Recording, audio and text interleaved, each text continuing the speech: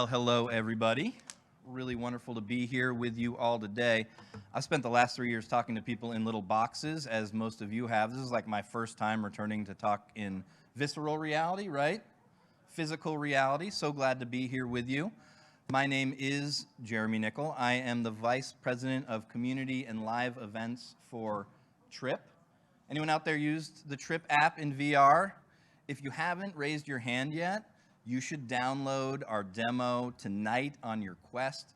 We do meditation in virtual reality, and it's amazing. It's really incredible, so I hope you can check that out.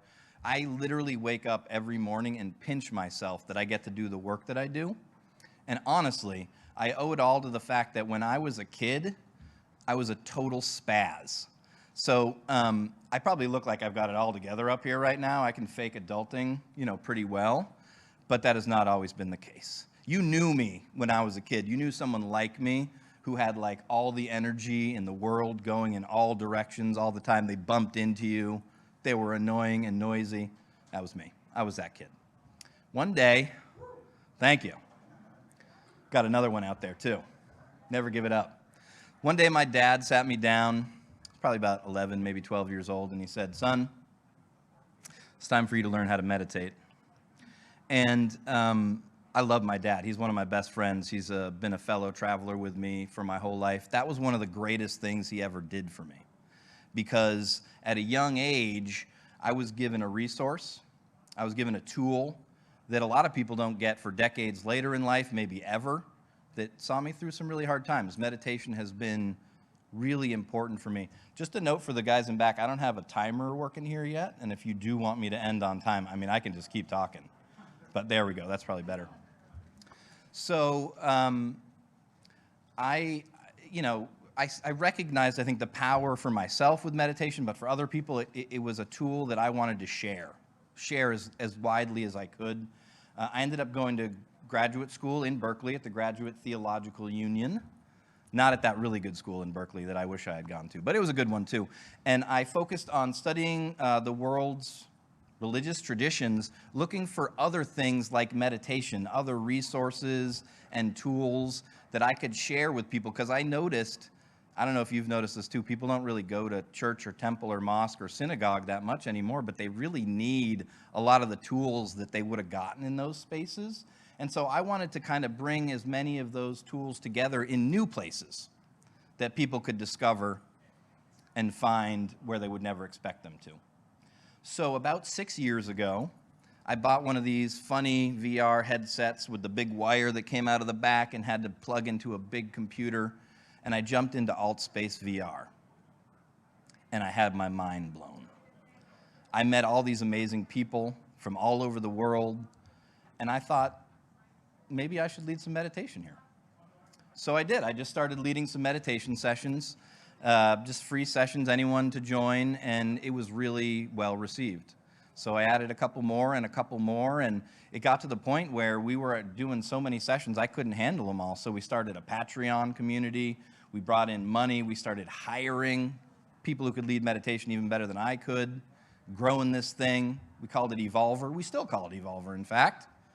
And it's this community worldwide of people who come together daily in social VR to meditate with each other. We got so big that Trip noticed us. Now, Trip has been creating solo VR experiences for meditation, and they wanted to add a live community to that, and we were all too happy to join their family and start doing that work together. So that's a little bit about who I am and how I do my work in virtual reality with Trip and still with Evolver as part of Trip. But what I want to talk to you about today is safety in VR, and how to grow a community around the idea of safety, especially by bringing in voices that maybe aren't being heard already. And this is also going to help you if you're developing products, not community, but products in VR, I hope. Hope that'll help you there too. So let me just talk for a second about what I mean when I say safety in virtual reality, because maybe it's a little bit different, although I think pretty similar to safety in real life. So I have an almost 11-year-old daughter who thinks she's almost 25, I think. I kissed her on the forehead last week to send her off to her last day of elementary school, the day after 19 children and 2 adults who tried to do the same thing in Texas lost their lives. So if you're a parent, you know how much we think about safety, right? I mean, it's just the first thing I think about when I wake up, last thing I think about at the end of the day. Safety is a little bit different in VR because we're probably not going to be killed there. We don't have snow crash actually there yet. But here's the thing. The magic of the technology that we're working with is that you think you're there. You are fully immersed in virtual reality, and you believe that is the world that you are in. And your body and your avatar are an extension of that. And so if we want that magic to really feel like our bodies are there, we need to take care of those bodies that are there. We know we've seen a now famous lawsuit of someone who feels they were sexually assaulted in virtual reality, and I saw a lot of people making fun of that when it came out. But I tell you what, as someone whose body is in virtual reality a whole lot, I don't think it's funny at all. And as someone who wants to create space where people can learn to meditate, you got to feel comfortable to do that. You got to feel like you're not going to be harassed, you're not going to be assaulted, you're not going to have people in your space. So safety in VR has a lot to do with bodily autonomy like it does in this physical reality. So that's kind of my framework for talking about safety in VR, is how do you make people comfortable enough that they can experience the magic that you are creating. Okay? I had slides. None of them were relevant, so that's okay. But this is my whole team that I work with at Trip, the business, technology, and creative crew. I put myself on this slide, so you'd see that I'm one of the cool people who gets to hang out with the doers. And yeah, this is our little, if you're in the metaverse, if you're in AltSpace VR, if you're in Horizon Worlds, you'll see this and you'll know that you can go to a live meditation session with this incredible group. And so I'm going to talk just for a minute about how we have evolved what we're doing to be safer and better as we have been moving along our journey. And I'm going to go back to Berkeley here for a second, because Berkeley is just full of so much interesting stuff. In 1968, this country passed a whole bunch of really important legislation. One piece of legislation that was passed during that was the Americans with Disabilities Act, 1968. Really important. It said that if you're going to build a building or you're going to redo a building in this country, you got to make it accessible to all kinds of people with all the needs, and it was really important. But guess what didn't happen?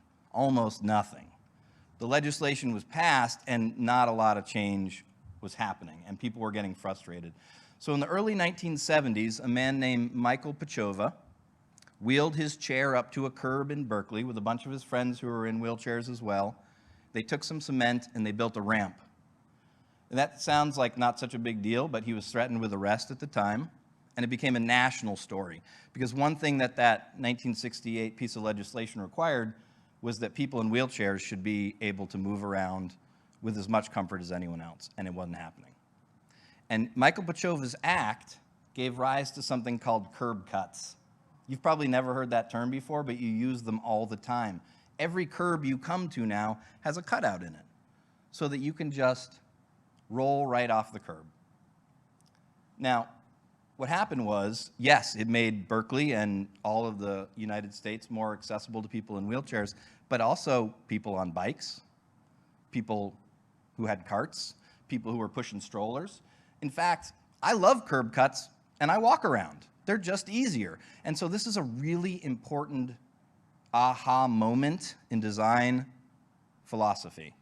They call it now the curb cut effect. And it's the idea that if you make something better for a small group of people with specific needs, you will make that thing better for everyone.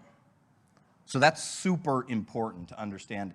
If you make a physical environment better for a small group of people that have specific needs, you'll end up improving that physical environment for everyone.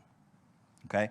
And, we see now when you go to the bathroom, they're much bigger than they used to be. I like that. That wasn't done for me, but I like it. And so the point is, we often need people from the margins who we often label as complainers or whiners or snowflakes to show us stuff that we didn't realize consciously that we all needed. And we force those voices to the margins instead of bringing them into the conversation, because we don't really like to hear criticism a whole lot.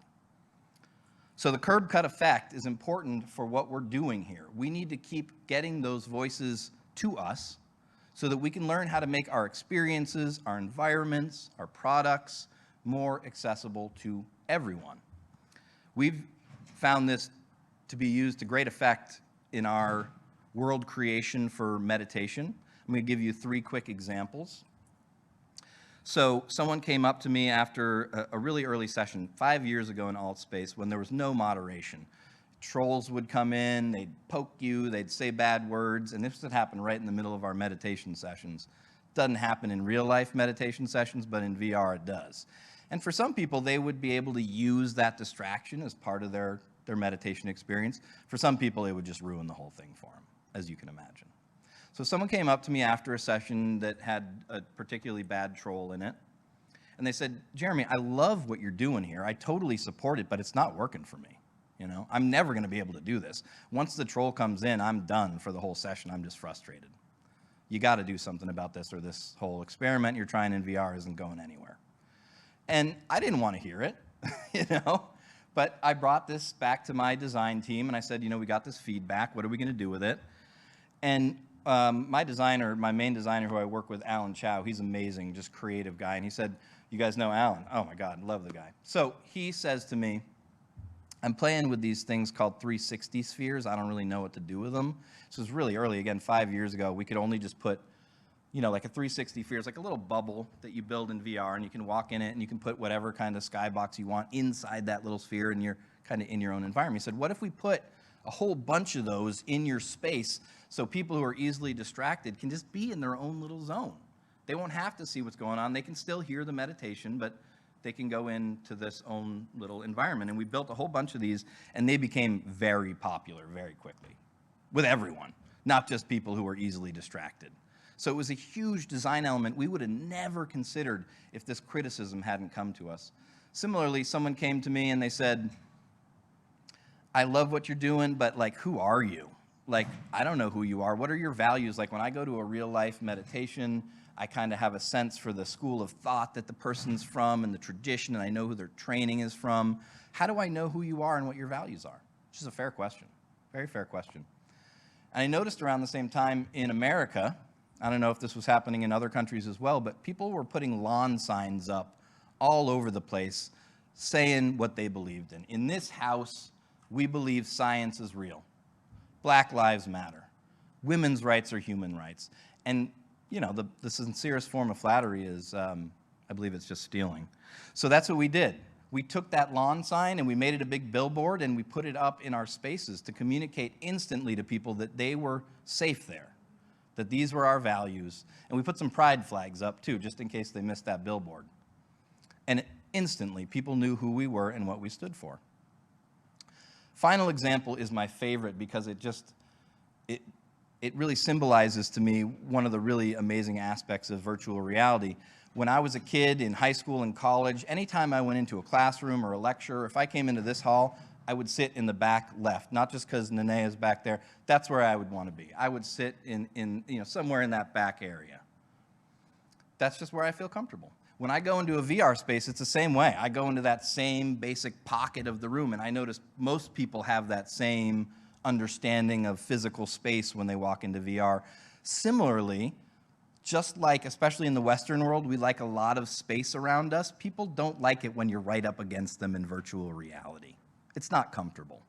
Some people, though, are clueless to this. So we would have people situated for meditation, and someone would come in and just plop like right next to them, like to them uncomfortably right next to them. So how do you communicate over and over again through a session that that's not the way to do it? You can't keep talking about it. So we built platforms. Little platforms all throughout the environment. They're just a little bit bigger than one avatar, and they pop up off the ground 6 inches. New design element, simple. Everyone loved it. People who didn't consciously realize they had been uncomfortable by having people so close to them suddenly felt this new sense of freedom and comfort in that space. We have built platforms into everything we do, or similarly now cushions that are movable and placeable so people know where they belong. Every single one of those design elements came to us not because we had a good idea when we were just working with our team, but because criticism forced us to think harder than we had about our space. So I want to talk to you about this picture for a second. Probably not what you thought you came here today to learn about. And I'm not going to ask you to describe this picture, but I have done this exercise for the last 10 years with hundreds, thousands of people. It was first taught to me by Beth Zemsky, who does intercultural competency work. If your organization needs help with intercultural competency, Beth Zemsky is the best. So this picture is intentionally of low quality. What we do is we have people in silence for 5 minutes or so, write down on a piece of paper their description of this picture. And it's amazing what happens. You do not tell a story about this picture, you tell a story about yourself through this picture. Because here's the truth that I want you to really hear. We do not see the world as the world is. We see the world as we are, right? We bring our story to every moment, and we see through that lens. So let me just give you a few examples of things that I've heard. You know, there's really obvious stuff people fight about, like, it seems that there's a window there, and are you looking inside from outside, or are you looking outside from inside? A lot of disagreement about that.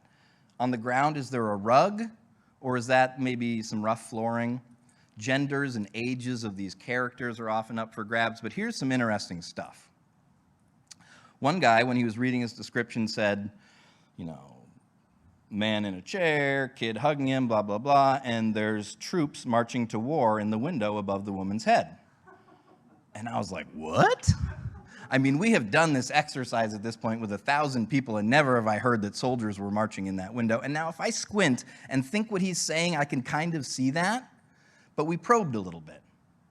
And that weekend, I can't remember now, it was either Memorial Day or Veterans Day weekend here in the United States, and he had been listening to a program on NPR on the way into our activity about World War II, about specifically troops marching from their hometown to war. It was on his mind, and it became in the picture. Similarly, a woman said to us one time, and that woman is balancing that box on her head.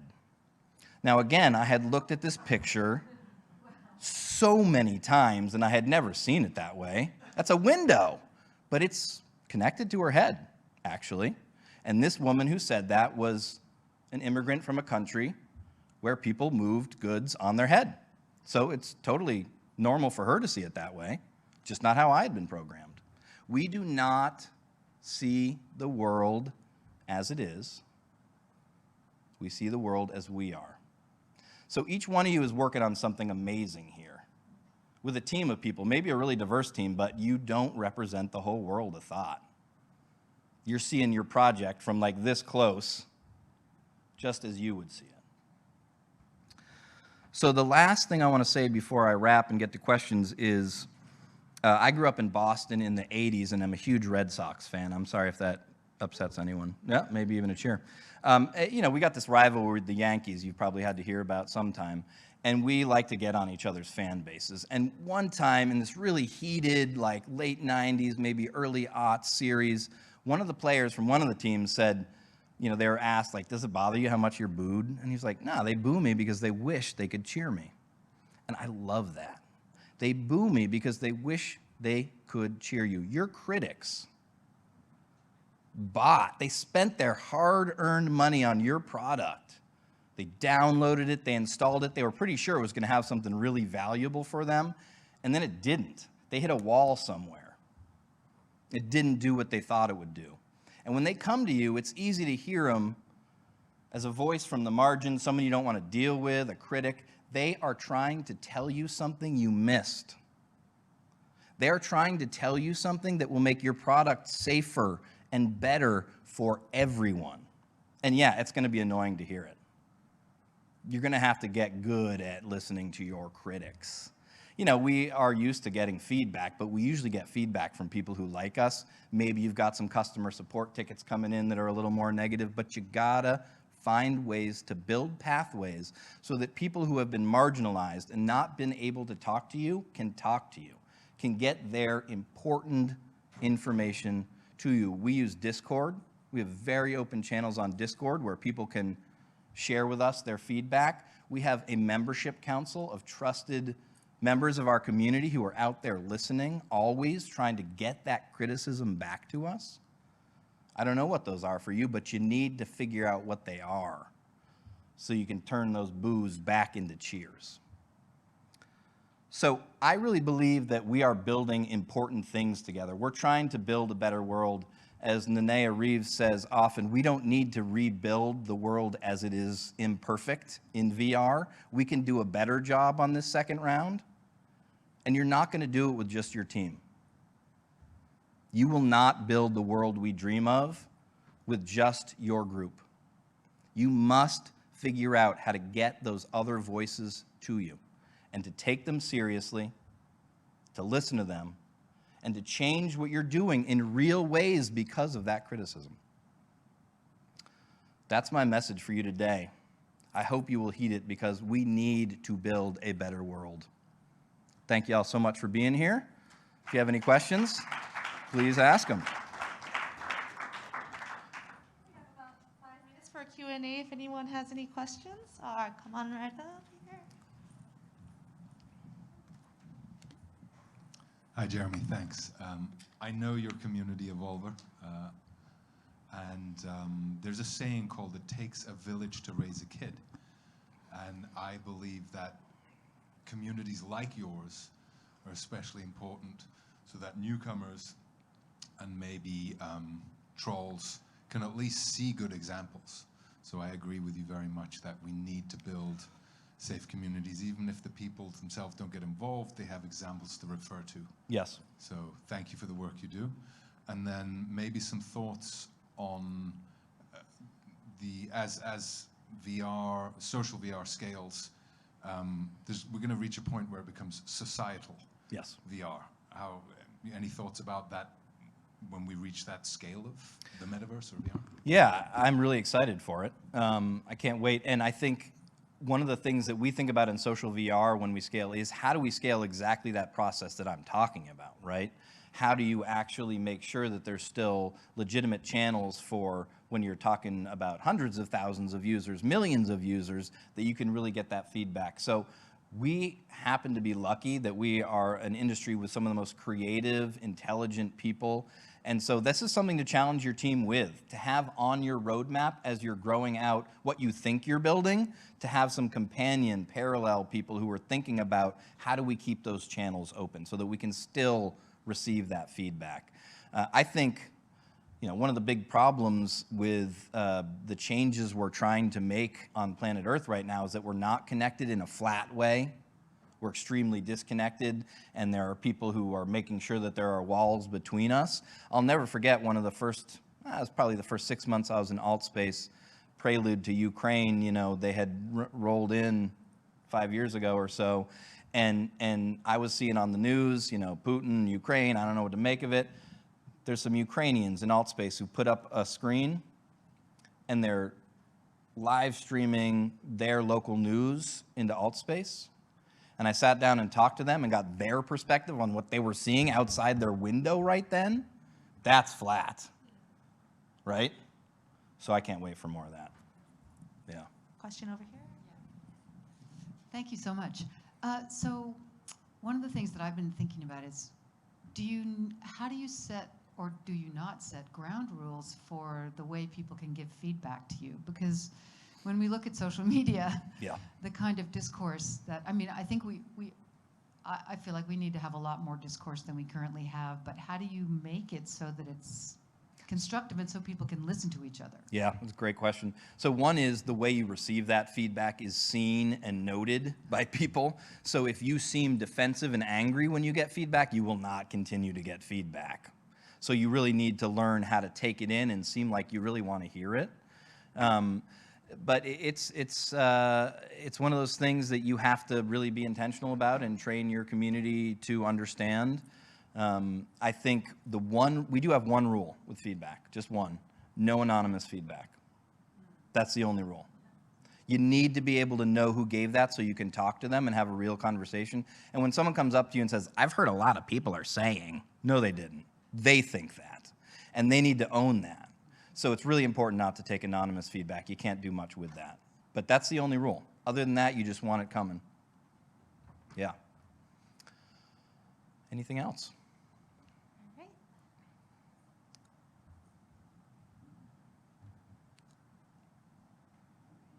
Sorry. Thank you for mentioning about putting up the signs similar to the front yard. That's definitely a signal that I pick up on subconsciously when I go into Yes. spaces to make myself comfortable. This is more of a Trip question than a community-led question. I wasn't aware Trip had joint meditation sessions. Is that a feature on the roadmap, or is that It's new. Okay. It's new. As of today. Not as of today. They acquired My Community Evolver to start building that for them. So if you go into AltSpace or Horizon Worlds, you'll see this exact picture and you'll see our events. We are Trip, and we are growing out a whole lot more capability to be doing that. So it's somewhat limited right now, but there'll be a lot more coming. Yeah, absolutely. Jeremy, I think that wraps it up for today. Awesome. Thank you so much. Thank you all for being here. Appreciate it. Yes.